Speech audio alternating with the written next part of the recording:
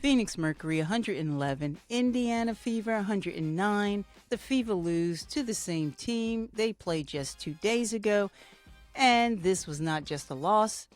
This was a gut punch that brought back every fear Fever Nation has been carrying since 2025. Caitlin Clark, who is playing some of the best basketball we have ever seen from her all season, exited in the third quarter with a back injury and did not return. Alyssa Thomas kneed Clark in the groin and put her fist into Clark's throat while she was on the floor, and the officials did absolutely nothing. Stephanie White went off postgame in the strongest language she has used all season. Kelsey Mitchell fouled out. Phoenix sent Indiana to the free throw line less than they send their backup guards, and the Fever lost by 2. I'm MaddyG. This is Clarrkin Off Time, and we're not going to be holding back, not a single thing, so let's get into it. Phoenix Mercury 111, Indiana Fever 109, final, and I need you to understand how this game unfolded quarter by quarter, because the story it tells is heartbreaking. First quarter, Indiana was sharp. Clark was hitting shots, Mitchell was aggressive. The Fever outscored Phoenix 35-29, Indiana in control. Second quarter, Phoenix fought back, outscoring Indiana 24-20. The lead shrinks, and this is the quarter where, according to reporting from Indy Star's Chloe Peterson, Clark appeared to tweak her back after being fouled on a drive to the basket. Third quarter, Indiana still competed, 30-29, a virtual wash. But with 5 minutes and 15 seconds remaining in the third, Clark walked to the bench and did not come back. The team announced she was out with a back injury. Fourth quarter, without Clark, Phoenix outscored Indiana 29-24. Fever lose by 2. This is not a coincidence. That is Caitlin Clark's absence showing up in real time, in real numbers, in a game Indiana was competitive in for 3 quarters and then lost in the 1 quarter she was not on the floor. MaddyG is going to lay out the numbers that cost this team the game, because they are almost too embarrassing to say out loud. Indiana committed 29 personal fouls last night. Phoenix committed 19. That 10-foul gap sent Phoenix to the free throw line 33 times compared to Indiana's 19 attempts. Phoenix made 26 of those 33. Indiana made 18 of their 19. 94.7%, which means the Fever were actually the better free throw shooting team, but they only got to shoot 19 times. Phoenix got 33 attempts and cashed 26 of them. Now let me tell you specifically how this happened. Kahleah of the Phoenix Mercury drew 12 fouls last night. 12. She went to the free throw line 16 times and made 15 of them. She scored 28 points, and a significant chunk of those points came because Indiana defenders kept reaching and hacking and fouling her instead of playing clean defense. And then there's Kelsey Mitchell. Mitchell was Indiana's best player on the floor last night. 30 points, 11 of 16 shooting, 7 of 9 from the three-point range, 7 of 9 from 3. That is 78% three-point shooting. What a performance. But Mitchell picked up 6 personal fouls and fouled out. The best player on Indiana's floor fouled out of a game Indiana lost by 2. This is a coaching and discipline problem that needs to be addressed directly. MaddyG is going to say it plainly. You cannot foul a team into the game when you are winning. You cannot send the opposing shooting guard to the line 16 times and expect to win a 2-point game. The foul count was not bad luck. It was a team-wide failure of defensive discipline that gave Phoenix 33 free throw attempts against a team that only generated 19 of their own. Let me be specific about what actually happened to Caitlin Clark in this game, because the full picture needs to be on record. Second quarter, just over 3 minutes in, loose ball on the floor, players battling for it. Clark goes to the ground during a drive. The ball rolls away, and then, with an official standing right there, Alyssa Thomas drove her knee into Clark's groin area and put her fist directly into Clark's throat. Then stepped over her and walked away. No foul, no whistle, nothing. Then, a completely separate play, Clark catches a pass from Cunningham and pulls up for a three-pointer. Mercury forward, Valérine Aye gets completely underneath her landing space. Officials go to the monitor to review this one. They look at it on a replay, and they still decide not to upgrade it to a flagrant foul. Clark is visibly grabbing at her back after landing on that play, but remains in the game at that point. That is two separate incidents, a knee to the groin and a fist to the throat with no call. A landing space violation reviewed and still not upgraded. And Clark exits the third quarter with a back injury. Now, here is what Stephanie White said happened on the sideline. She did not see the Thomas incident in real time. She found out about it at halftime. She brought it to the attention of the officials. They told her they did not see it, and despite raising it, Indiana still had 11 fouls in the fourth quarter compared to Phoenix 2. Phoenix still shot 24 free throws in the second half alone. White postgame, and these are her direct words: "The fist in the throat is crazy. It's crazy. It's dangerous. The landing spot, when you went to review it and she still comes down on top of another foot, egregious and utterly disrespectful. Absolutely unacceptable." Those are the right words. But post-game press conferences do not protect Caitlin Clark in the second quarter. And that leads MaddyG directly into what needs to be said next. Here's where MaddyG is going to say what a lot of people are thinking, but nobody in mainstream media wants to say out loud. What Alyssa Thomas did to Caitlin Clark in the second quarter was not a basketball play. The ball was already gone. The play was dead, and Thomas still drove her knee into Clark's groin and put her fist into Clark's throat while Clark was on the floor. That is not defense. That is not physicality. That is an assault. Assault that happened to take place on a basketball court, and the officials standing right there did nothing.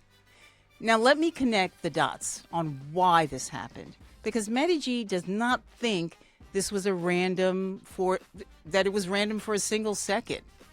2 nights ago, Monday, Caitlin Clark and DeWanna Bonner had a heated fourth quarter confrontation. 5 technical fouls, a viral moment seen everywhere. Bonner is Alyssa Thomas's fiancée. Thomas herself received a technical foul during that same Monday altercation and was right in the middle of it. She saw everything that happened to her fiancé up close. And then 2 days later, Alyssa Thomas, DeWanna Bonner's fiancée, drives her knee into Clark's groin and puts her fist into Clark's throat after the ball is already gone with zero basketball reason to do it. MaddyG is going to call this what it is.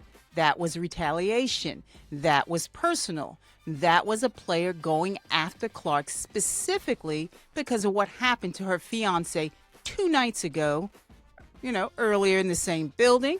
And it was dressed up in basketball clothes so officials could look the other way. Sports Illustrated is calling for a suspension.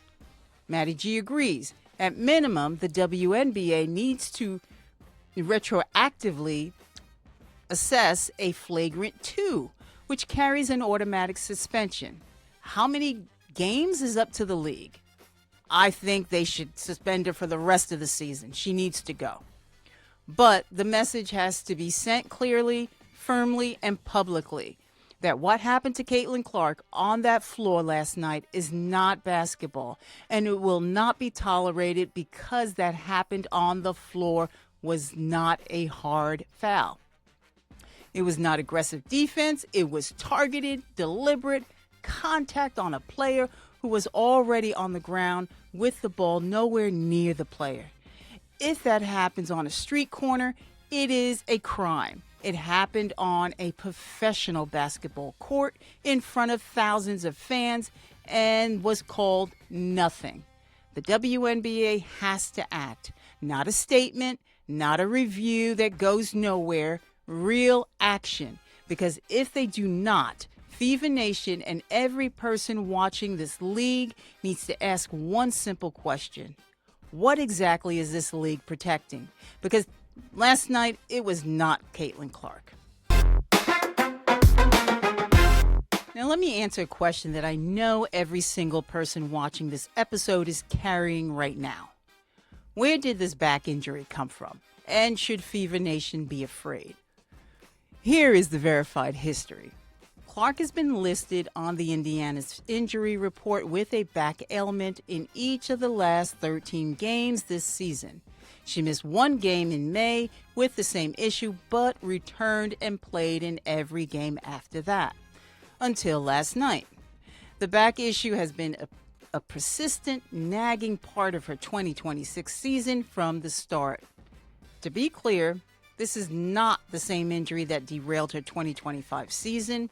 In 2025, Clark suffered a left quad strain early in the season, a left groin sprain, and then a right groin injury on July 15th that ultimately ended her season.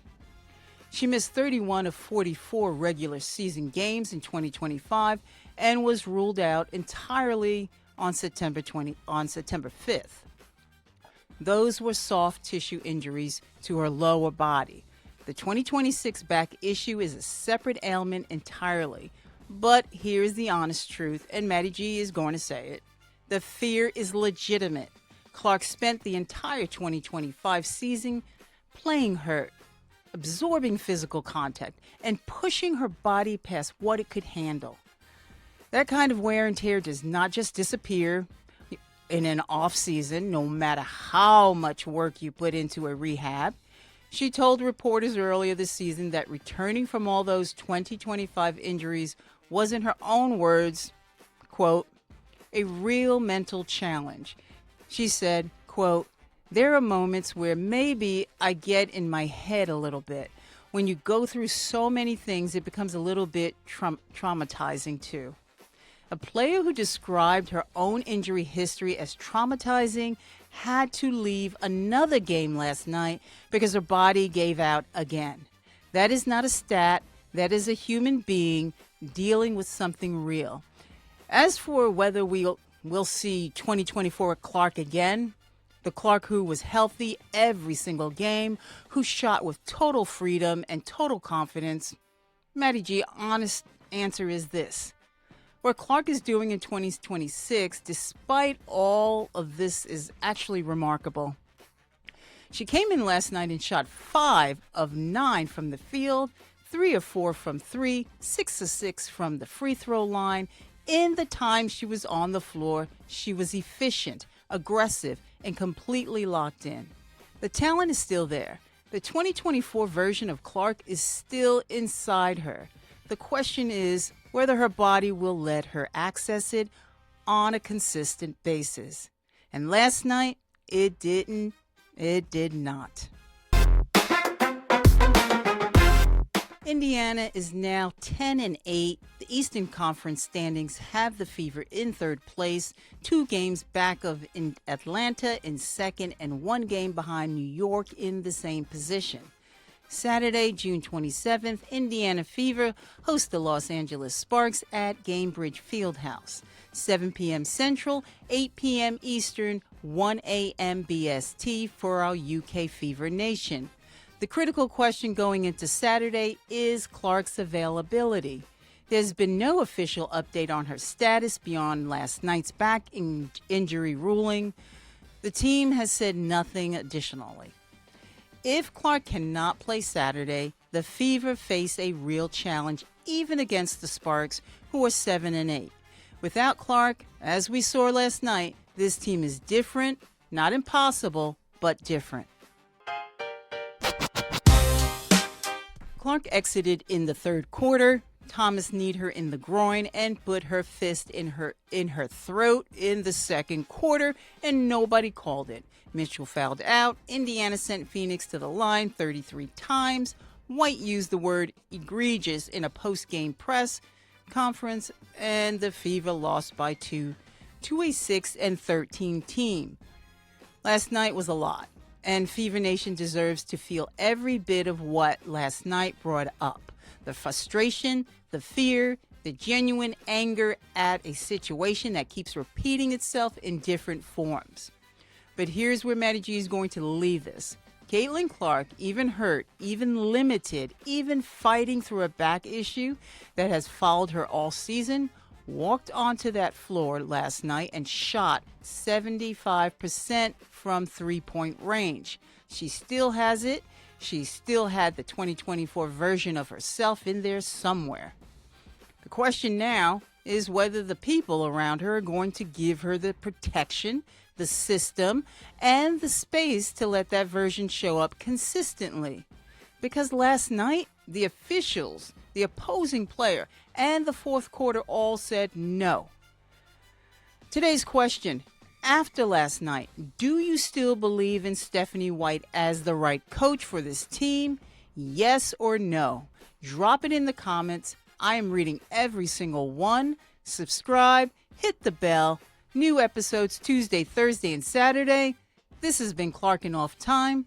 Stay spicy.